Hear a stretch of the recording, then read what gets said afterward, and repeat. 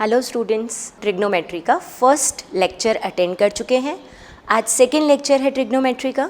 बहुत सिंपल सा टॉपिक हमने पहले देखा था, एंगल्स और ट्रिग्नोमेट्रिक फंक्शन। सारे टॉपिक हम लोग देख चुके थे, यानी 6 ट्रिग्नोमेट्रिक फंक्शंस हम लोग देख चुके हैं। उन्हीं ट्रिग्नोमेट्रिक फंक्शंस पर आज आगे की बात करेंगे, पर पहले एक बार मुझे 6 ट्रिग्नोमेट्रिक फंक्शंस बता दो। अकॉर्डिंग टू, कौन से रूल के अकॉर्डिंग देख सकते हैं हम लोग इसको? पंडित बद्री प्रसाद हर हर बोले। हाँ बिल्कुल यही बोल रही हूँ मैं, पंडित बद्री प्रसाद हर हर बोले। इससे 6 ट्रिग्नोमेट्रिक फंक्शन हमारे क्लियर हो गए थे। 6 ट्रिग्नोमेट्रिक फंक्शंस थे कौन से? Sine theta, cos theta, tan theta, sec theta, cosec theta. पहले कॉसेक लिख देते हैं साइन के साथ, फिर हम आ जाते हैं सेक थीटा पर, देन टेन के साथ हम लोग लिख देते हैं कॉट थीटा। ये सारे ट्रिग्नोमेट्रिक फंक्शंस इसी रूल के अकॉर्डिंग पंडित बद्री प्रसाद हर हर बोले से हो जाते हैं बड़े आराम से और बहुत इजीली। मतलब कि हम ये कहना चाह रहे हैं sine theta is equals to क्या हो जाएगा यहाँ से? Perpendicular by hypotenuse. Cos theta हो जाएगा बेस बाय हाइपोटेनियस।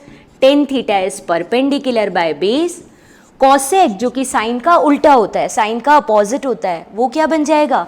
वो बन जाएगा h बाय पी, साइन के अपोजिट। सेक क्या होता है? कॉस का उल्टा, यानी वो क्या बन जाएगा? h by B. और कॉट क्या होता है? टेन का अपोजिट, यानी वो क्या बन जाएगा हमारे पास? b by P. तो हमारे 6 ट्रिग्नोमेट्रिक फंक्शंस क्लियर हो चुके थे, sine, cos, tan, cosec, second, cot. Done. Next topic में हमने क्या देख लिया था? हमने एक एंगल ट्रायंगल बना दिया था, रेक्टेंगल बना दिया था। इसका एक एंगल 90 डिग्री है, ठीक है। ट्रिग्नोमेट्री में थीटा एंगल के बेसिस पर तीनों साइड्स के बारे में पता करना, यही ट्रिग्नोमेट्री का मूल मंत्र मान लो। इसी से ही पूरी ट्रिग्नोमेट्री हो जाती है। तो थीटा के साथ वाले को क्या बोलते हैं? थीटा के एडजेसेंट साइड को क्या बोलते हैं? बेस। और थीटा के सामने वाले को क्या बोलते हैं? परपेंडिकुलर।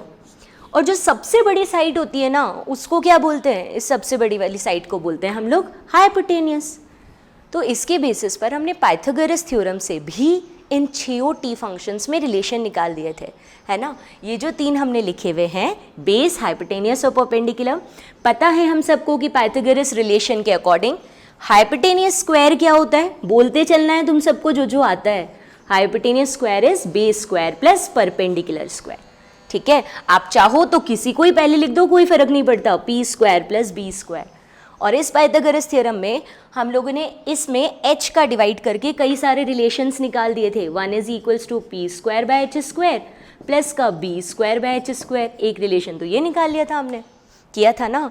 ये बताओ ये क्या बन गया? P square by H square.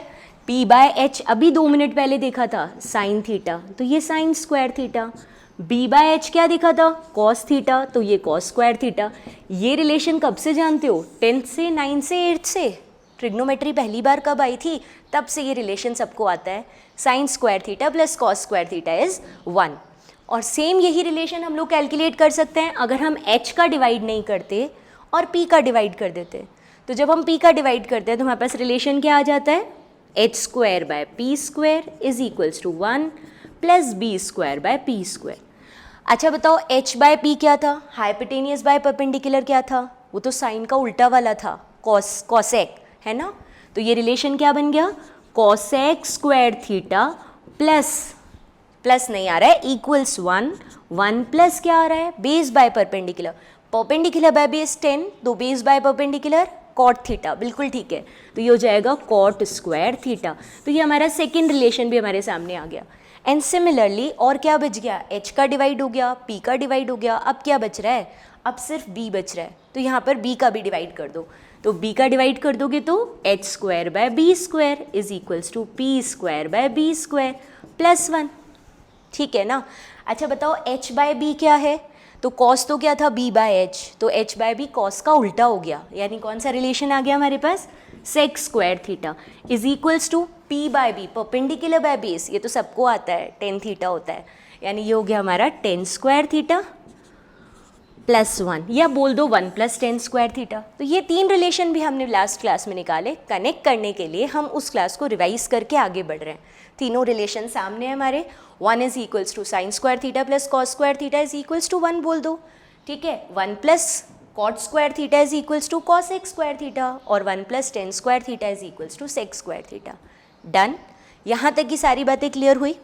अब इससे आगे बढ़ते हैं और इससे आगे बढ़ने के लिए हम लोग क्या करते हैं, देखो साइन कॉस 10 में सारे एंगल्स की वैल्यू निकालनी है हमको, सारे एंगल्स की वैल्यू निकालनी है।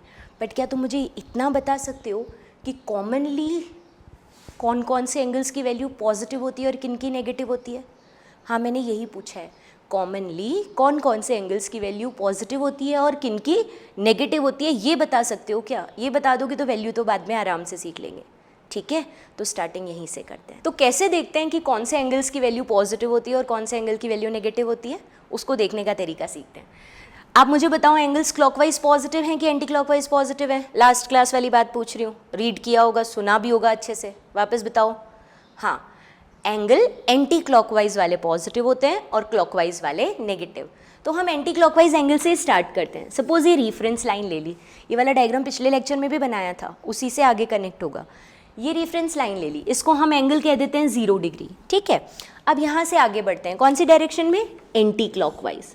कहाँ तक पहुँच गए? 90 डिग्री तक। उसके बाद और चलते ही जाओ, लेकिन चलना एंटी क्लॉकवाइज ही, क्योंकि वही एंगल पॉजिटिव होते हैं।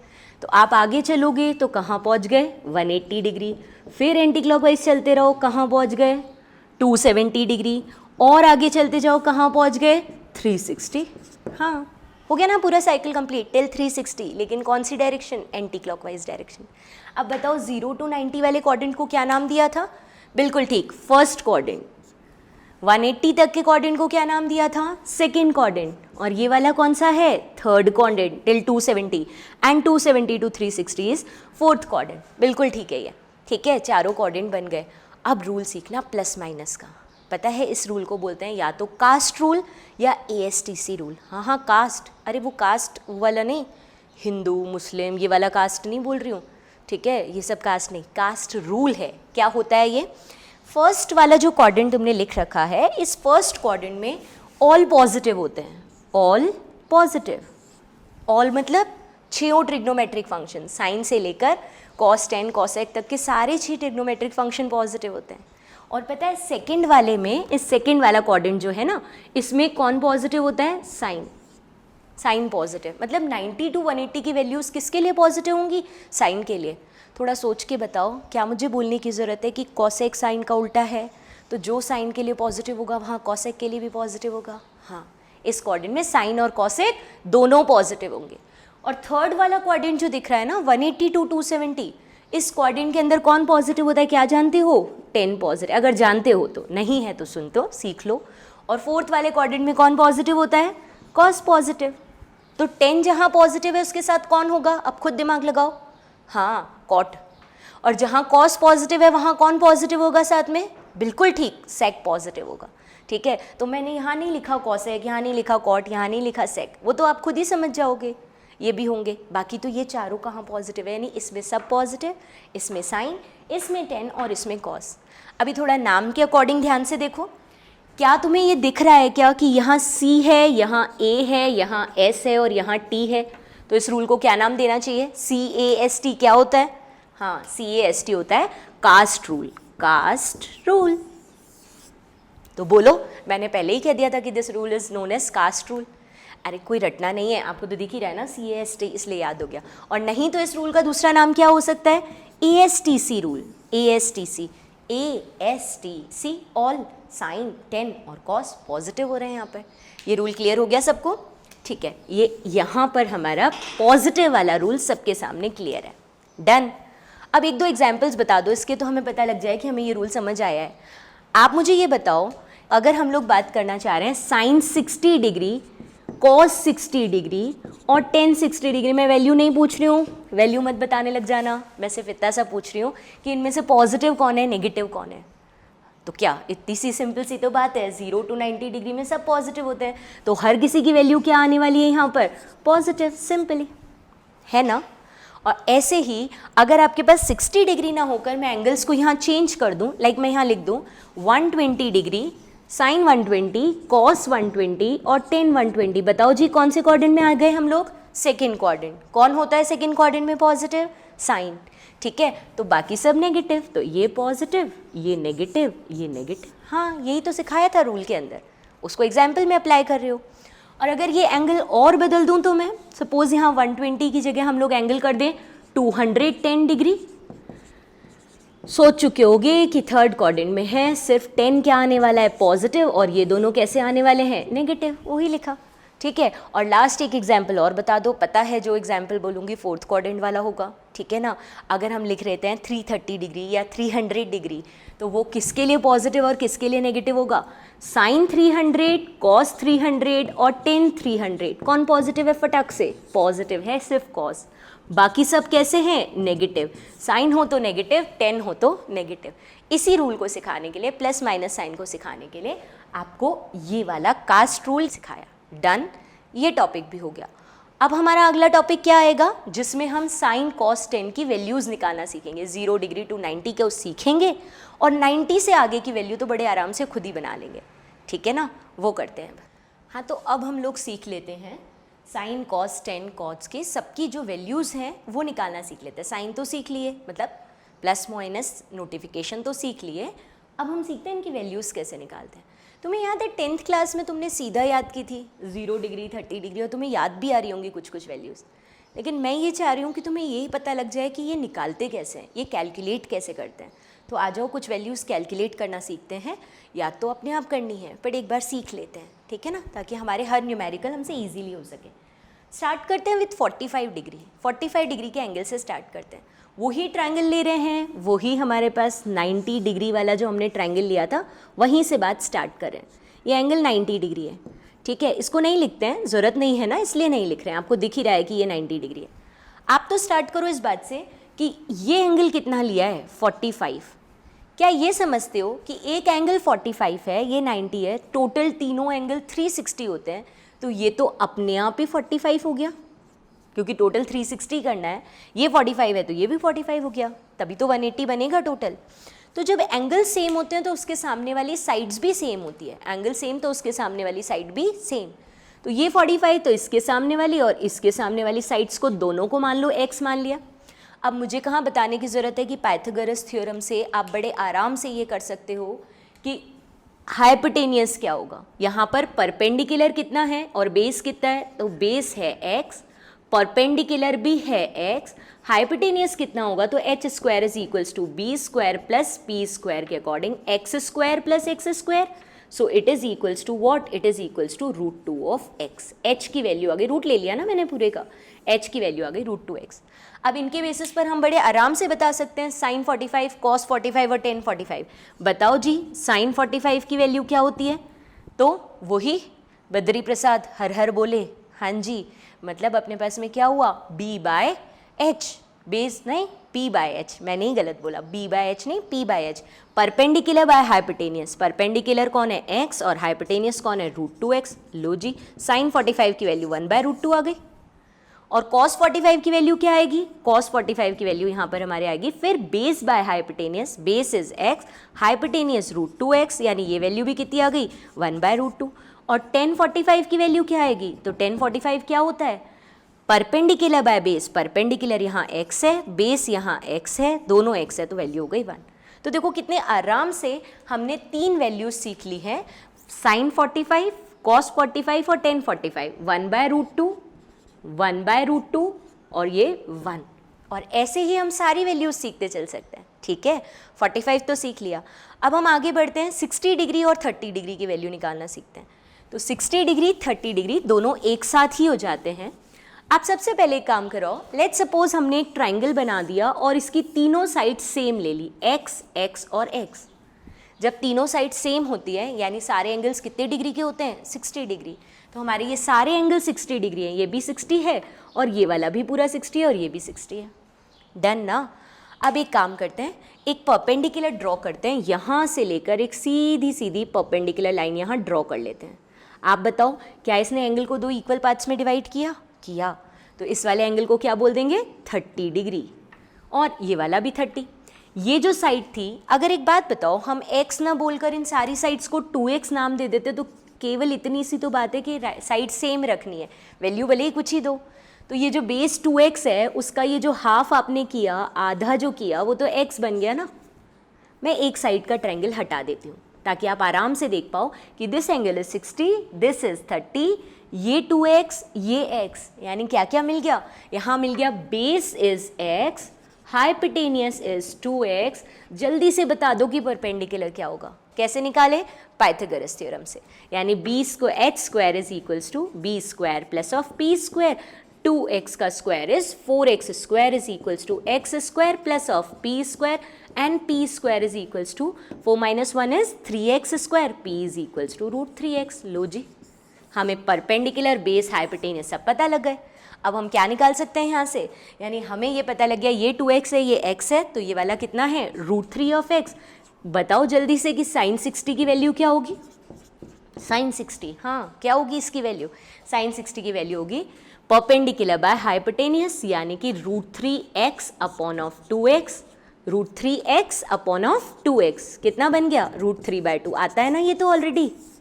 और ऐसे ही cos 60 की वैल्यू निकालनी हो तो cos 60 की वैल्यू क्या हो जाएगी, cos 60 is equals to base by hypotenuse, यानी x upon of 2x that is equals to 1/2। हाँ, और tan 60 की वैल्यू क्या होगी, तो tan 60 भी हम लोग जानते हैं, ये क्या होता है परपेंडिकुलर बाय बेस, परपेंडिकुलर यानी √3x अपॉन ऑफ बेस यानी x, तो कितना बन गया √3। देखो कितनी आराम से साइन, कॉस और tan 60 की वैल्यू सामने आ गई, जो हमें 10th में याद करनी पड़ती थी। इतना इजी है ट्रिग्नोमेट्री और इतना इंटरेस्टिंग भी है ट्रिग्नोमेट्री, ठीक है। लिख के आ जाते हैं वहाँ पर √3/2, कॉस की वैल्यू हाफ और tan 60 की वैल्यू √3। डन, बड़े यहाँ से आगे। अब इसी ट्रायंगल में आप मुझे 30 डिग्री की वैल्यू भी बता दो, सेम ट्रायंगल में आप मेरे को 30 डिग्री की वैल्यूज़ भी बता दो, यानी कि अगर हम ये करना चाहें साइन 30, कॉस 30 और tan 30 की वैल्यू। अभी ये बताओ जब 30 डिग्री की वैल्यू बताएंगे तो दिस एंगल इज 30 डिग्री ना, तो उसके साथ वाले को हम क्या नाम दे देंगे, एंगल के साथ वाले को बेस, एंगल के सामने वाले को क्या नाम देंगे, परपेंडिकुलर, और ये सबसे बड़ी साइड इज हाइपोटेनियस। 30 डिग्री के लिए ये बेस, ये परपेंडिकुलर, ये हाइपोटेनियस।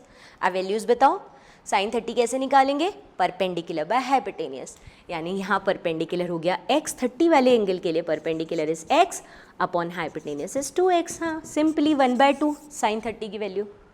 कॉस के लिए बात करें तो कॉस 30 के लिए क्या हो जाएगा, कॉस 30 के लिए होगा base by hypotenuse which is x upon of 2x, नहीं बेस बाय हाइपोटेनियस, तो 30 डिग्री के लिए बेस तो ये है ना, यानी √3x अपॉन ऑफ 2x, यानी कितना बन गया √3/2। और tan 30 के लिए, tan 30 के लिए क्या होता है, परपेंडिकुलर बाय बेस, तो अगर ये 30 है तो this is perpendicular, this one is base, यानी x/√3x। कितना सिंपल होता जा रहा है काम, हमें तो सब निकालना आता जा रहा है, हर एंगल लिख के आ जाए वहाँ पे। साइन 30 की वैल्यू क्या कैलकुलेट की है हमने, 1/2, कॉस 30 की √3/2 और tan 30 की 1/√3। ये सब वैल्यूज़ हो गई।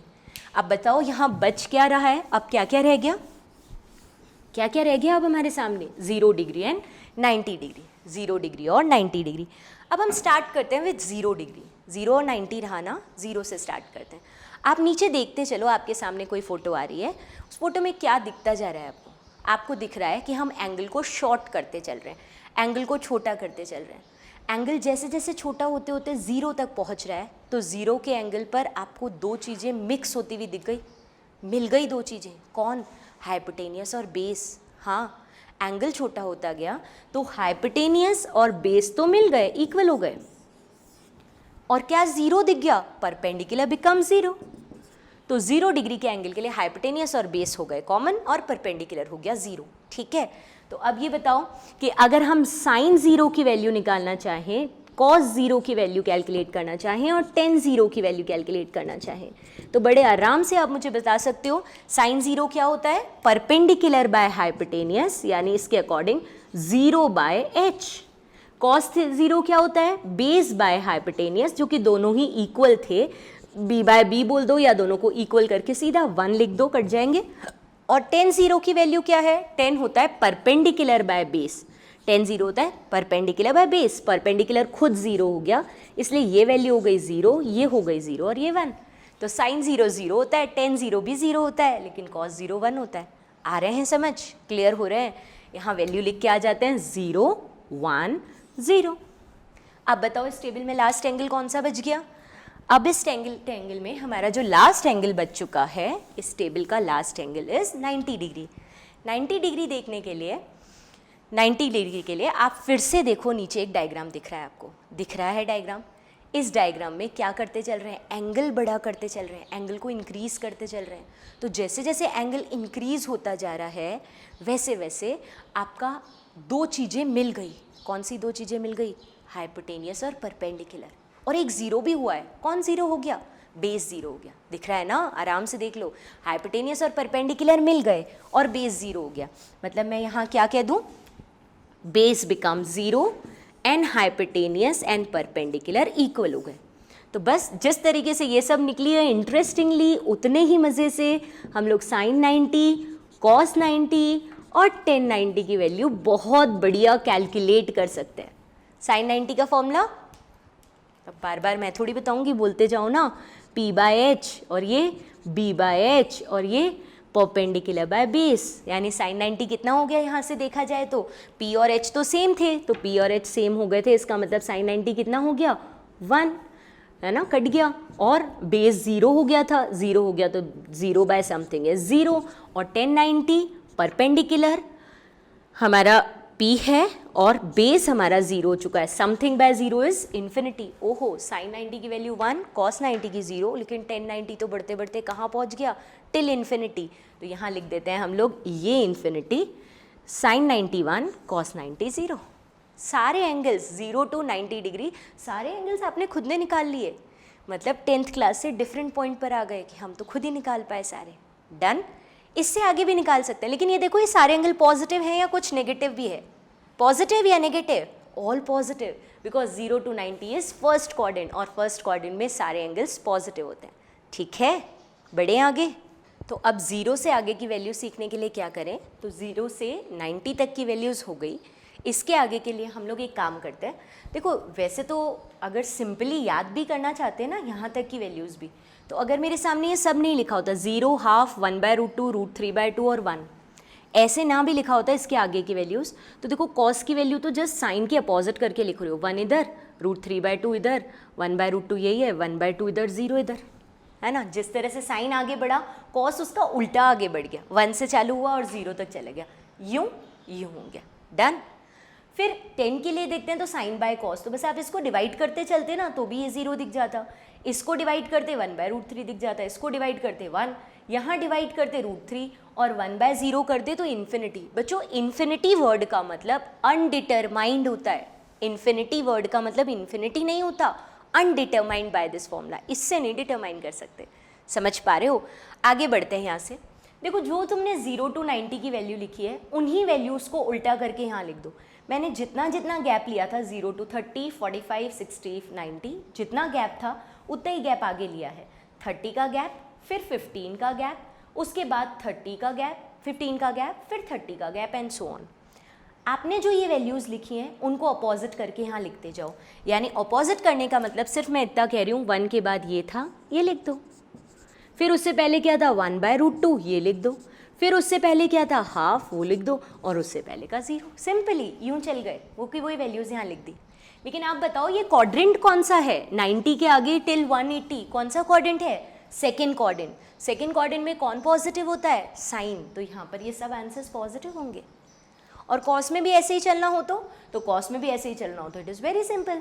आप ये देखो जैसा यहाँ चला है उसी को उल्टा चल लो। 0 था, उससे पहले क्या था, हाफ, उससे पहले क्या है 1/√2, उससे पहले क्या है √3/2 एंड उससे पहले 1।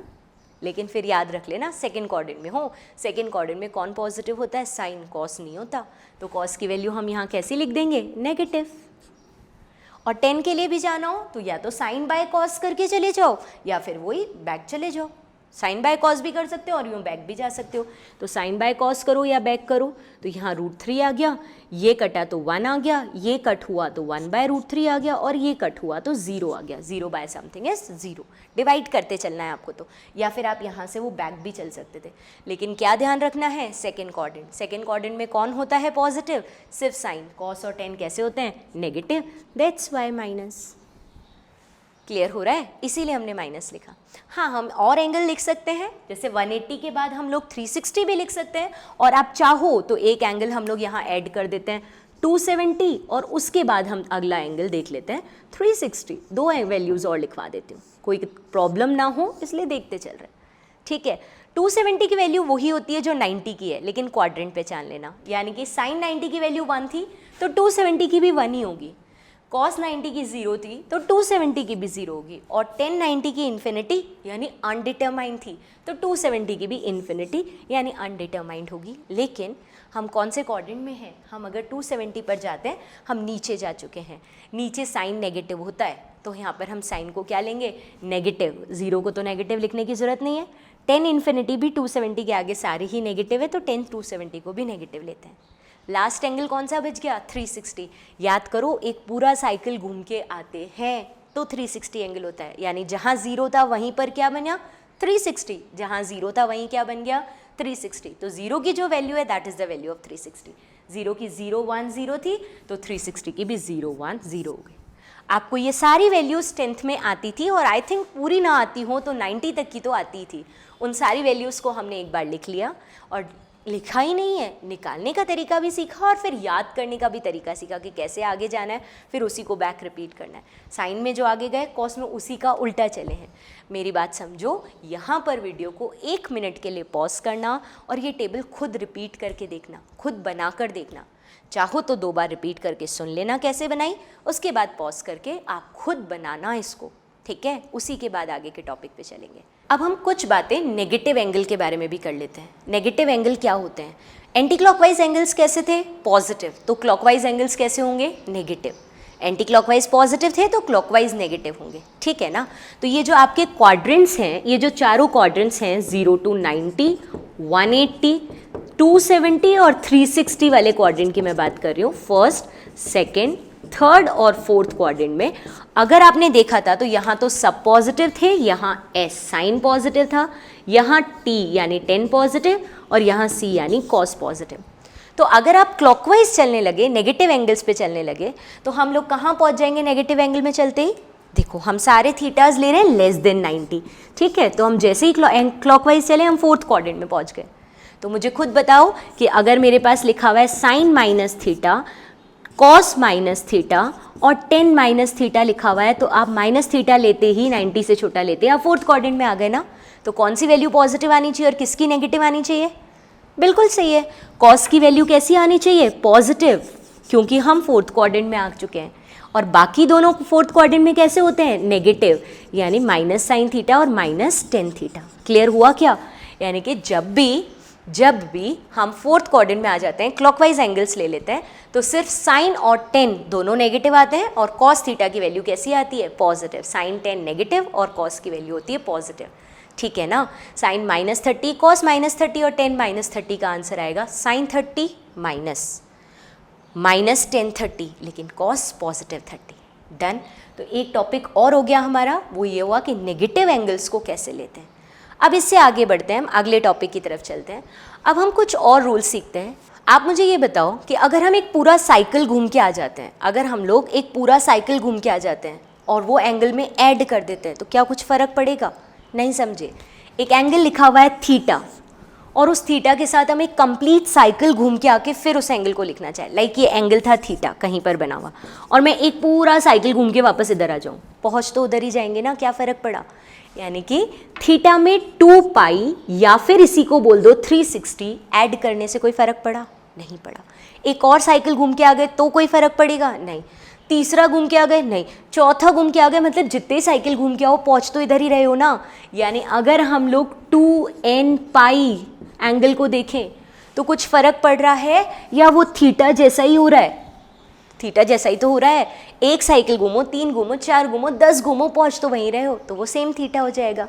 यानी हम क्या कहना चाह रहे हैं यहाँ पर, हम कहना चाह रहे हैं साइन 2 पाई n प्लस थीटा कॉस 2 पाई n प्लस थीटा, या 2n पाई प्लस थीटा बोल दो, और 10 2n पाई प्लस थीटा की वैल्यूज, एंगल चेंज हुआ ही नहीं, उसी जगह पहुँचे हैं, इसलिए इनकी वैल्यू किसके इक्वल होती है, sine theta cos theta and 10 theta. Simply एक चीज़ और सीख ली तुमने, sine 2n pi plus theta cos 2n pi plus theta और 10 2n pi plus theta sine theta cos theta 10 theta के इक्वली होते हैं। डन। ठीक है ना। अभी तक हम लोग सीख चुके हैं नेगेटिव एंगल्स यानी एंटी क्लॉकवाइज वाला, फिर हमने इसके आगे की बात कर ली कि एंगल में अगर 2n पाई जुड़ता है तो कोई फ़र्क नहीं पड़ता। अब नेक्स्ट सीखते हैं, अगर कहीं पर एंगल लिखा हुआ है 2n pi plus minus theta, क्या एंगल लिखा हुआ है? एंगल है 2n pi plus minus theta लिखा है। तो इस एंगल को अगर हम लोग सीखें तो ये भी बहुत इजी है कि इसकी वैल्यूज़ कैसे निकालते हैं। तो इसको दो पार्ट्स में डिवाइड करके फिर वैल्यूज़ निकालते हैं हम लोग। फर्स्ट पार्ट इसका कर लेते हैं कि if n is even, even का मतलब तो समझते हो ना, 2, 4, 6, 8 इनकी बात कर रही हूँ मैं। तो अगर n इवन होता है तो हमारा जो t फंक्शन होता है ना, ये एंगल लिखा है तो इससे ट्रिग्नोमेट्रिक फंक्शन कैसे चेंज होंगे, साइन कॉस टेन ये कैसे चेंज होंगे, ये सीख रहे हैं हम लोग। तो अगर यहाँ 2n पाई प्लस ना n π/2 प्लस माइनस थीटा में अगर n इवन लिखा है ना, तो t फंक्शन में कुछ भी चेंज नहीं होता। t फंक्शन या बोलो तो t रेशियो, ट्रिग्नोमेट्रिक फंक्शन या trigonometric ratio remain same, remains same. Same मतलब साइन है तो साइन, कॉस है तो कॉस और टेन है तो टेन, तो जो है वो का वही रहेगा, रिमेन सेम कर देते हैं अपन इसको, ठीक है।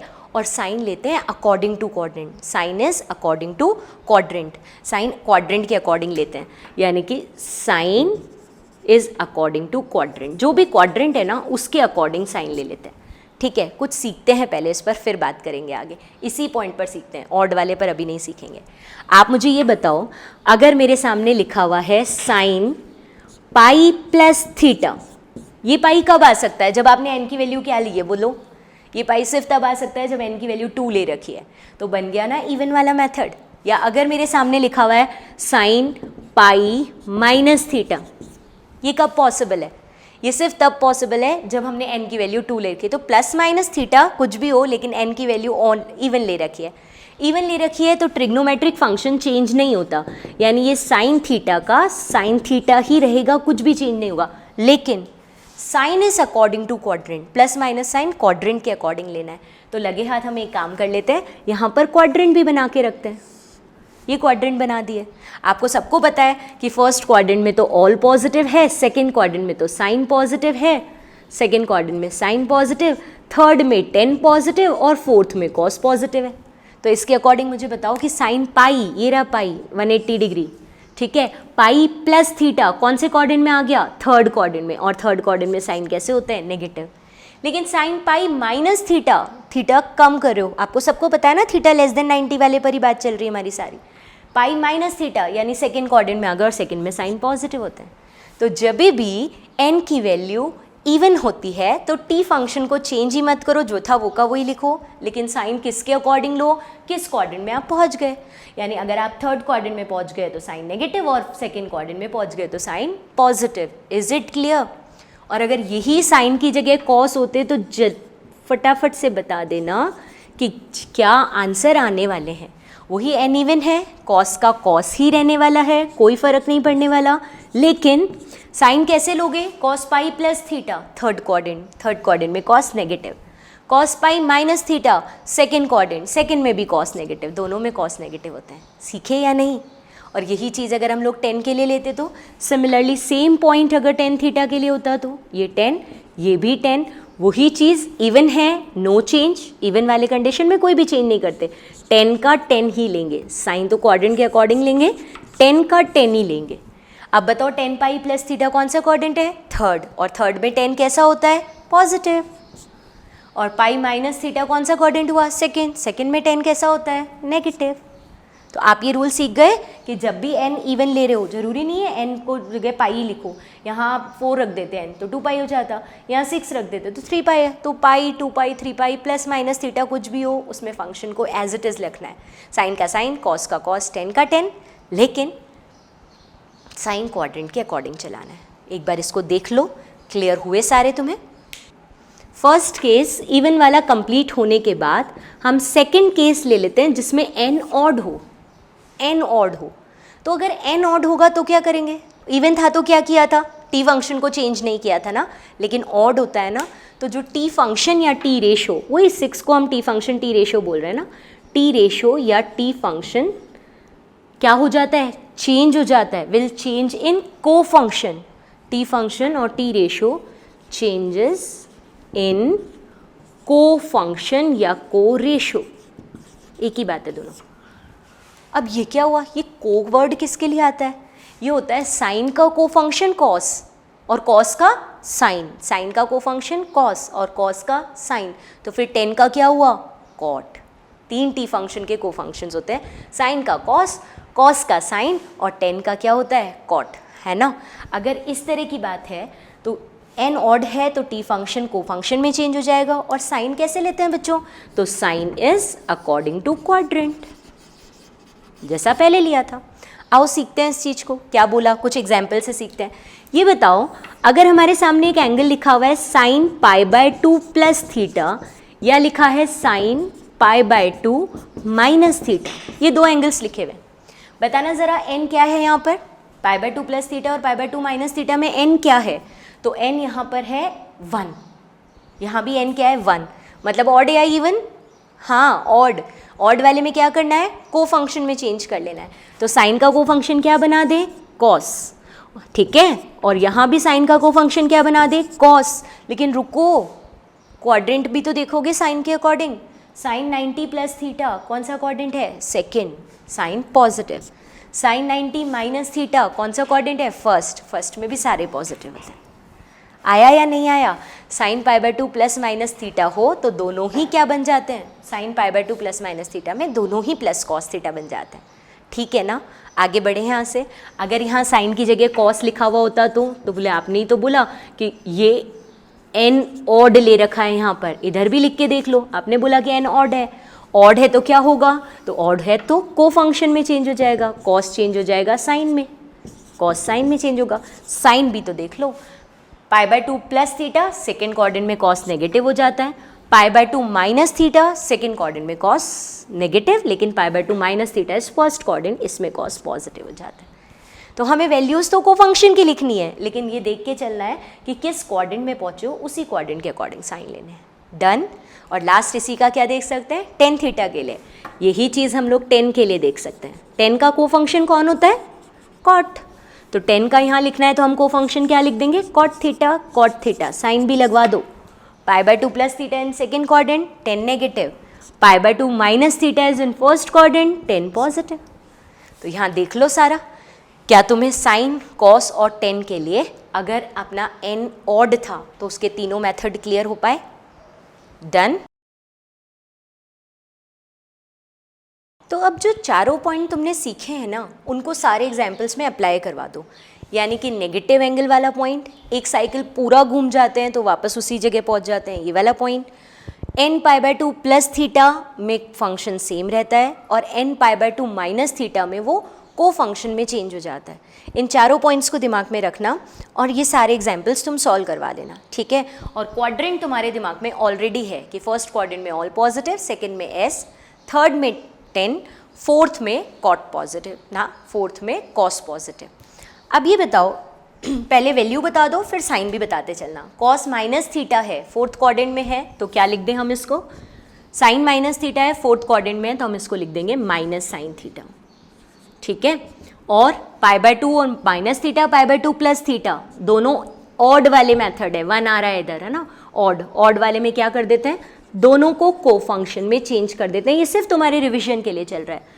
Pi by 2 minus theta first quadrant में sine positive, pi by 2 plus theta second quadrant में भी sine positive, pi minus theta pi plus theta, इसमें दोनों में हमने n की जगह क्या ले रखा है 2, तो दोनों में n की जगह 2 ले रखा है तो फंक्शन को चेंज बिल्कुल नहीं करना, साइन थीटा ही लिखना। लेकिन pi minus theta is in second quadrant में sine negative, pi plus theta third quadrant में साइन नहीं, pi minus theta second quadrant में sine positive, pi plus theta third quadrant में साइन नेगेटिव।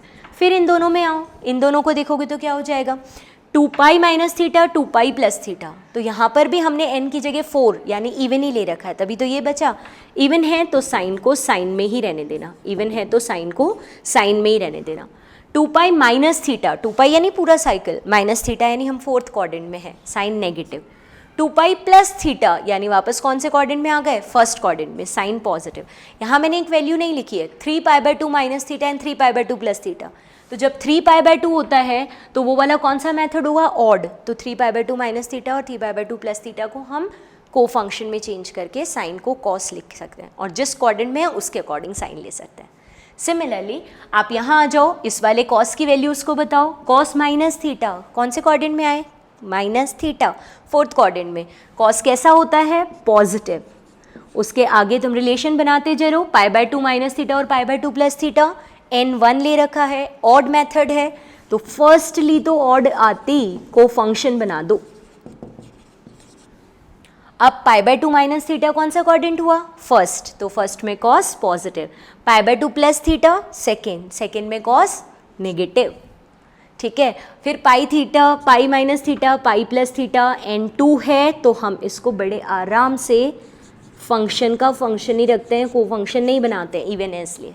π/2 माइनस थीटा में second quadrant में cos negative, π/2 plus theta में third quadrant में भी cos कैसा होता है? नेगेटिव। थर्ड क्वाड्रेंट में भी कॉस नेगेटिव होता है। फिर इसके आगे बढ़ो, 3π/2 माइनस थीटा और प्लस थीटा मैंने नहीं लिखे है ना, 3π/2 होते तो कॉस चेंज हो जाता साइन में और जिस क्वाड्रेंट में जा रहे हो उसके अकॉर्डिंग आंसर दे देते। यहाँ 2π माइनस थीटा 2π प्लस थीटा लिखा है, तो बोले ज़रूरी है कि जो एंगल्स आपने लिखे ना, मैं तो कुछ एग्जाम्पल दे रही हूँ, आपने तो जो भी रूल सीखे उससे जैसा एंगल चाहो आप निकाल सकते हो, जो नहीं निकाल पाओगे वो मेथड अलग सीखेंगे। ठीक है, ये बताओ कॉस 2π माइनस थीटा और 2π प्लस थीटा, एन क्या लिया था? इवन। इवन लिया था तो बड़े आराम से हम लोग इसको कहते हैं कि फंक्शन को चेंज मत करो। 2π minus theta fourth quadrant cos positive, 2π plus theta first quadrant, इसमें भी कॉस पॉजिटिव। देखो जी, ट्रिग्नोमेट्री 10th क्लास से ज़्यादा इजी बनती जा रही है, चीज़ें ज़्यादा सीखते चल रहे हैं लेकिन ईजी लग रही हैं क्योंकि हर चीज़ को रीज़न के साथ सीख रहे हैं। ठीक है ना, इसलिए रीज़न के साथ बताते चलो। ये बताओ 10 माइनस थीटा होता तो 10 माइनस थीटा होता तो ये क्या बन जाता? कौन से क्वाड्रेंट में आ गए? Fourth quadrant. और फोर्थ क्वाड्रेंट में 10 कैसा होता है? फोर्थ क्वाड्रेंट में 10 नेगेटिव होता है। ठीक है, तो माइनस का 10 थीटा। उसके आगे बढ़ो, 10 π/2 माइनस थीटा और 10 π/2 प्लस थीटा, तो जो π/2 आ गया यानी n लिया है हमने 1, यानी क्या ले लिया? ऑड। ऑड वाले में को फंक्शन, 10 का को फंक्शन कौन? कॉट, तो कॉट लिख देते हैं यहाँ। दोनों में हम क्या लिख देते हैं? Cot theta. साइन आप खुद बताओ, π/2 minus theta, π/2 minus theta first quadrant, π/2 plus theta कौन सा क्वाड्रेंट हुआ? सेकेंड। फर्स्ट में तो पॉजिटिव था लेकिन सेकेंड में 10 नेगेटिव होता है। फिर आप आओ 10 minus theta, pi minus theta, pi plus theta, तो n को हमने क्या ले रखा है? 2, यानी ये कौन सा मेथड हुआ? इवन। इवन वाले में फंक्शन को चेंज तो करना ही नहीं है, तो बड़े आराम से और जल्दी जल्दी लिखते चलना, 10 थीटा का 10 थीटा ही। ठीक है, 10 का 10 ही। लेकिन pi minus theta second quadrant 10 negative, pi plus theta third quadrant 10 positive. और सिमिलरली इन दोनों में भी बता दो 2π माइनस थीटा और 2π प्लस थीटा, तो 2π माइनस थीटा की बात करते हैं तो भी इवन वाला मेथड है, 10 थीटा ही लिखा जाएगा, दोनों इवन वाले मेथड है। लेकिन 2π माइनस थीटा है तो 2π माइनस थीटा यानी हम फोर्थ क्वाड्रेंट में है नेगेटिव, और 2π प्लस थीटा यानी हम फर्स्ट क्वाड्रेंट में हैं, और फर्स्ट क्वाड्रेंट 2π पूरा साइकिल चल के आ गए, उसके बाद प्लस थीटा यानी फर्स्ट क्वाड्रेंट में 10 पॉजिटिव होते हैं। तो आपके सामने वैल्यूज़ ऐसे ही 3π/2 भी रख सकते हो, आपके सामने सारी वैल्यूज़ हैं। इन सारी वैल्यूज़ को आप अच्छे से देखो, आप खुद लिख के देखो कि क्या आपने ये जिस रूल सीखे वो रूल से सारा बन रहा है या नहीं बन रहा है।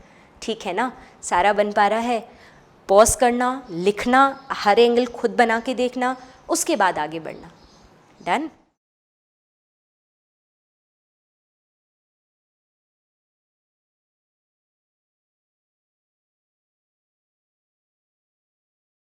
तो अब ये जो हमने सीखा ना, इसको हम लोग एग्जाम्पल्स के फॉर्म में कर लेते हैं। ठीक है, कुछ वैल्यूज़ निकाल के देखते हैं कि क्या हमारे ये वाले रूल्स अप्लाई हो पा रहे हैं।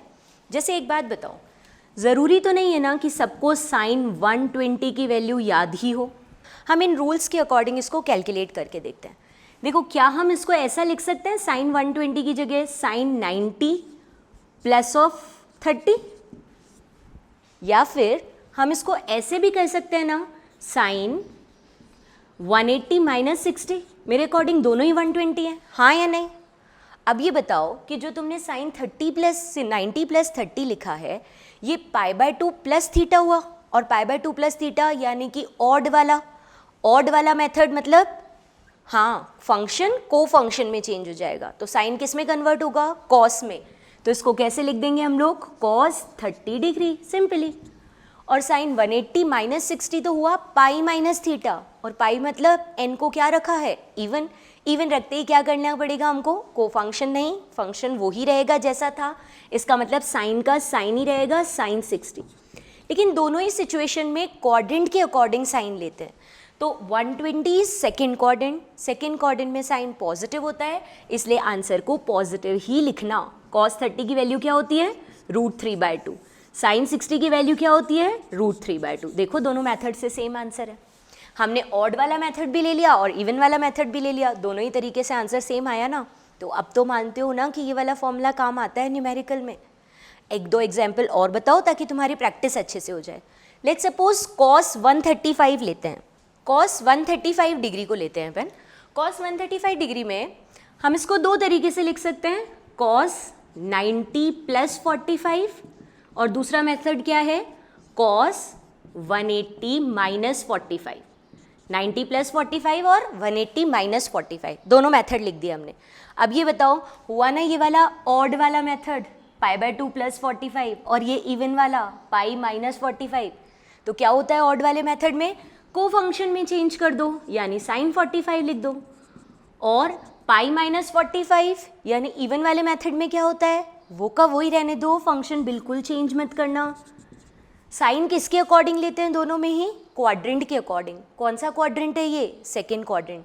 सेकेंड क्वाड्रेंट में कॉस कैसे होते हैं, सेकेंड क्वाड्रेंट में कॉस नेगेटिव, इसलिए यहाँ माइनस माइनस लगा देते हैं, यानी हमारे पास बन गया -1/√2। और इस वाले मेथड से देखें तो भी cos 45 -1/√2।